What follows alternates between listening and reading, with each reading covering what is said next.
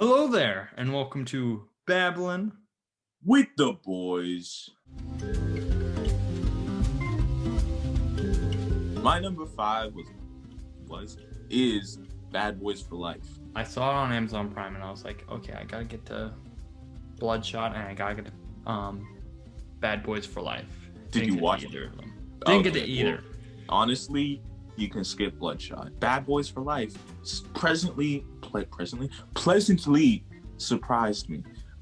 It came out on my sister's birthday of 2020 last year, and it's directed by names I can't pronounce, Bilal Fallah and Adil El Arbi. Usually when they make action movie sequels that come out like almost 2 decades after the original movie, it's pretty not so good. This one was like actually entertaining and funny and charming and well made, and from a series that I really liked as a young person. And the second one is like so over the top crazy, like what the hell, 50 cars flying up into the air, and you're like, these guys are supposed to be cops. Like, I don't know how the hell things got so twisted. What are they gonna do for like a third sequel? And they decided to actually just tone it down a little bit.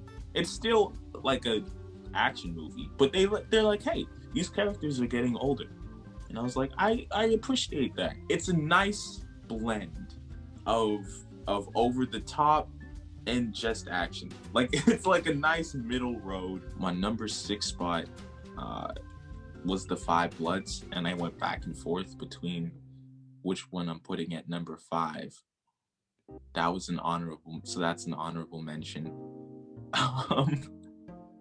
I'm sorry, I really do like the Five Bloods. I looked at my list and there's some things that kicked it off. I totally forgot about the Five Bloods. I'm also shocked that you didn't put on your list because you really liked the Five Bloods. See, I really like the Five Bloods, and I like it so much as a film, and I respect Spike Lee so much as a filmmaker. But thinking back on it, I was like, I loved it, but I don't know how much I enjoyed it. Like, I'm not eager to like watch it again. Yeah, I wouldn't be very eager to watch it again. There are like a couple elements that I love in it. Mostly Delroy Lindo, because he kills it. He get nominated for an Oscar. But anyway, the movie at hand is Bad Boys for Life.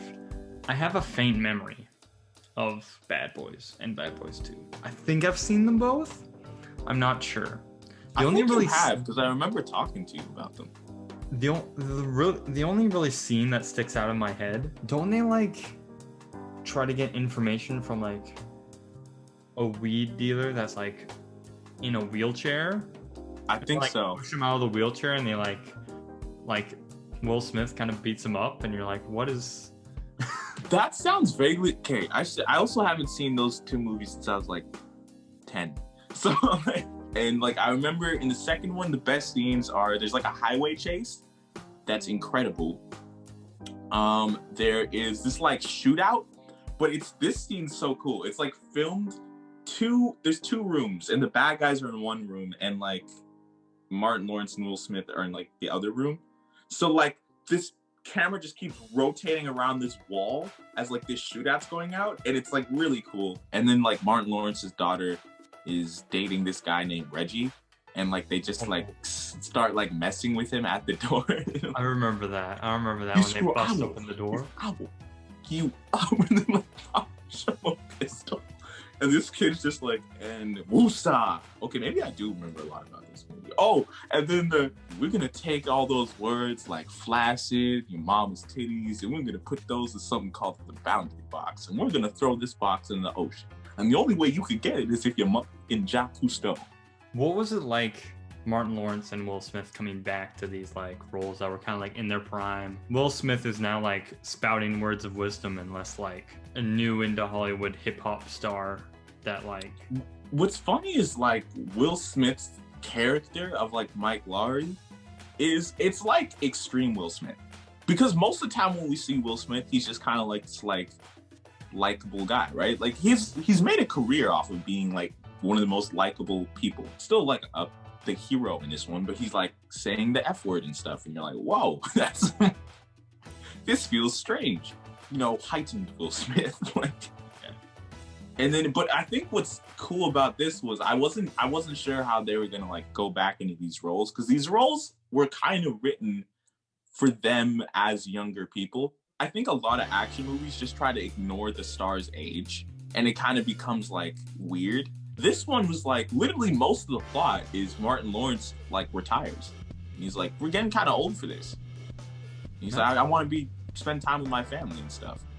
And like Mike Lowry, Will Smith's character, is dealing with the fact that he's getting older, and like he gets injured at the beginning of the movie, dealing with the fact that they're not like young people. So overall, I thought that it was handled like way better than the majority of like action movie sequels to not 80s and 90s action movies that have come out in the last 10 years, where you're like looking at it and you're like, this is horrible. It's one that I will definitely watch again. My number 5, speaking of the 80s action movies, it's Extraction.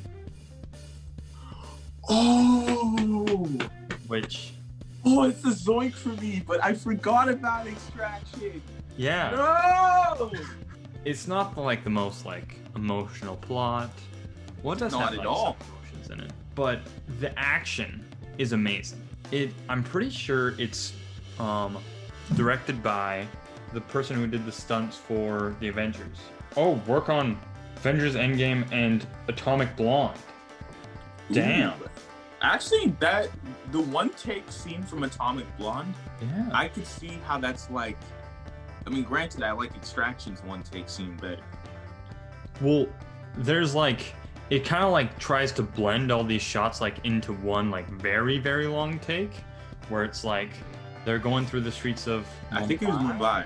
I think it's Mumbai. It's in India. It goes from like a car to into a building, and like they're fighting, and then they're on the streets. My favorite, I think the craziest thing to me, I've seen like one take, like after they get out of the cars, there's like gunfights and fistfights. Mm-hmm. What I commend is they pulled off like doing these seamless like match cuts with like car chases.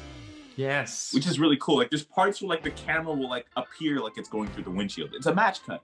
But like for the most part, I can't tell. There's a couple parts where I know, but it's like, I don't know if everyone else will. I think I just looked at it because I'm looking for it specifically, you know? But it was like really cool. I'm pretty sure how they did it was they strapped like the camera operator. It was the director did it. Oh. I'm pretty sure I saw a video and it's like him strapped onto the car just as they're driving and Yeah. like crashing into things. His name's Sam Hargrave. And this is his directorial debut, produced by the Russo. The Russo brothers. Almost said like the Coen brothers, but like no, this is not a Coen brothers movie. No, it's really not. It's just an awesome action film. Like the kid actor actually does a pretty good job. Chris Hemsworth sells the action so hard and has like this pretty interesting backstory. You know what this is? This is Commando, but like if the action was made by this guy. Yeah. Like the action, like take kind of like, you know, Commando's not like a crazy, oh my god, emotional plot. Neither really is Extraction. It's more about the spectacle than it is the like, oh, feel for these characters. They try to pull some of that at the end though. And I was like, I don't know if this is earned, but I'll go with it. The stakes are pretty heavy. Like they're felt, which amps the action up that much more. The wounds are seen and felt, especially by the secondary character. There's a couple turns in here that are pretty good. The first time you really get to see Chris Hemsworth versus character's abilities, it's straight up like almost raid level intensity. But like it's a good action film to sit down and you really enjoy the full tilt action. I think I'll give them this. Like usually action movies like this will like try to like please a large group of people, so they'll play it like it's violent, but they'll play it like safe in terms of plot. There's like a bad guy in this who just like does bad things to kids, and they're just like he's like really young people. And this like kid gets his like fingers cut off.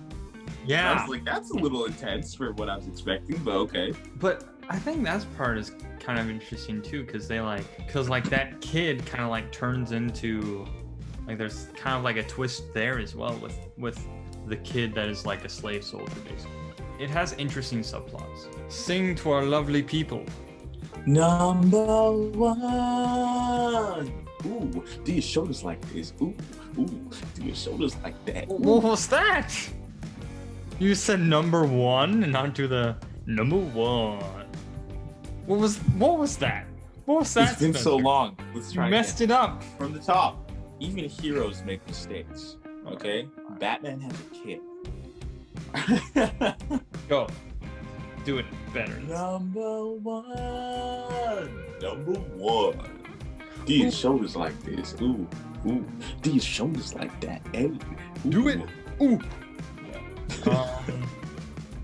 Anyway, should we say our number one at the same time? Yeah, we should. 3, 2, 1. Swallow. Oh, I have not seen Swallow. I saw the platform. I watched it. I thought I honestly didn't know that came out in 2020.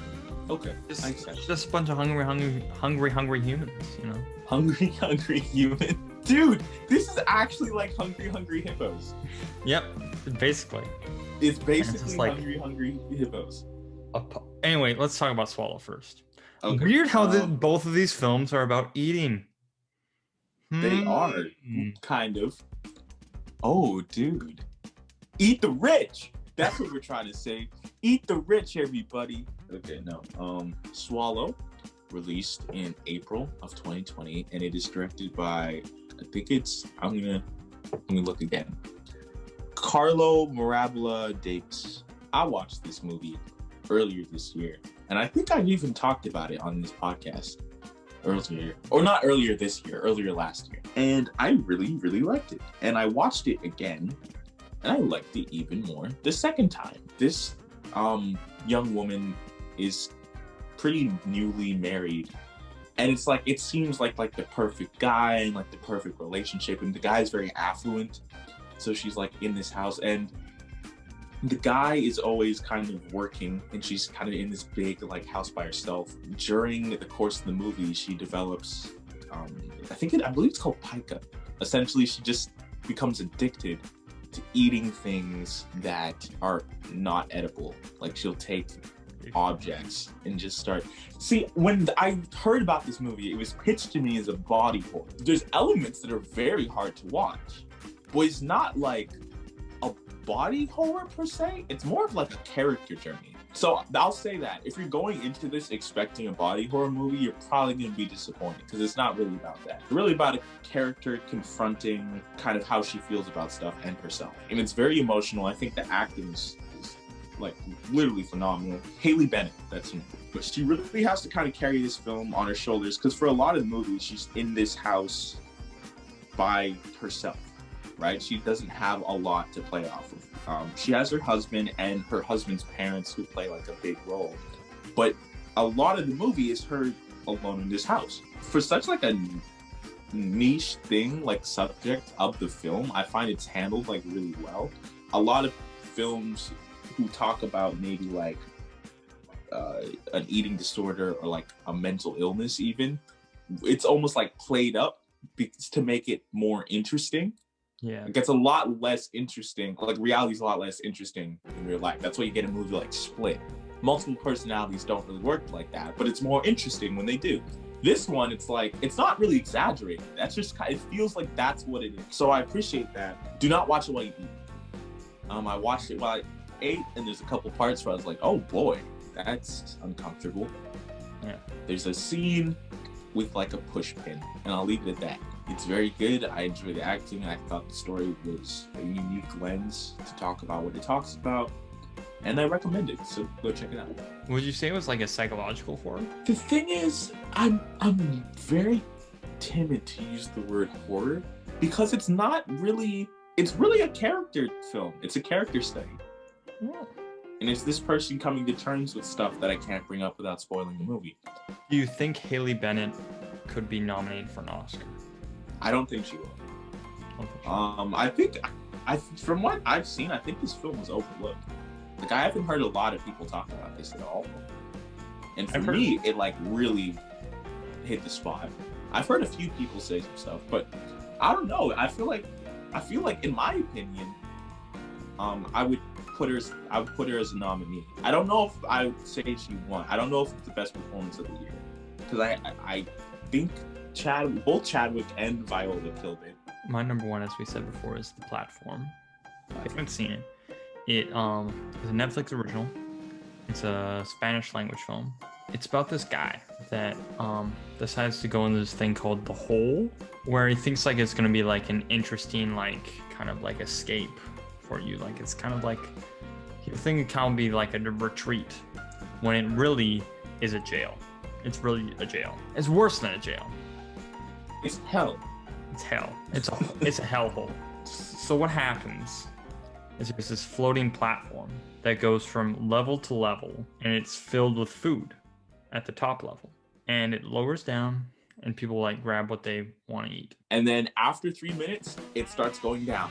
And if you take food to like keep for later, yeah, they will either turn up the temperature or lower the temperature, so you die. And it only stops if you give the food back. Every month, you get transferred to a different floor, and it's random. And you're always with another person. Insanity ensues. Like, it's awful. It's a hard watch.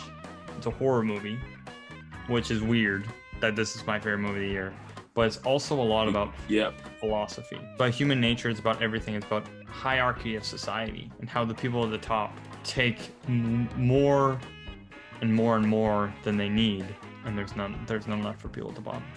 And how it's what I love about it's about that, but it's also about like how it's not like only the people at the top act this way. The people at the bottom, if they get to go to the top, they act the same way. They know that the people up top don't give a crap about them, and so why should they? Yeah. Why should they? The tension is so palpable. The acting is awesome. Like, it is the closest to perfect film that came out in 2020. That was released in 2020. It's simplistic, it's effective, and it's the best film of the year in my opinion. You have been listening to Babbling with the Boyz. I'm Spencer Fleming, Spence, the chef, wishing you all a merry week. What is your favorite movie of 2020?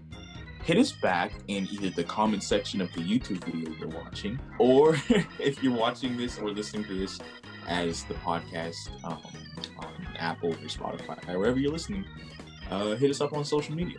What is your favorite movie of 2020? I am Gervais. Carson Gervais. And yeah, hit us up on Instagram, hit us up on Facebook, hit us up on YouTube, and stay classy. Stay classy. Yeah, I don't know why. Stay classy, San Diego. But let's do it.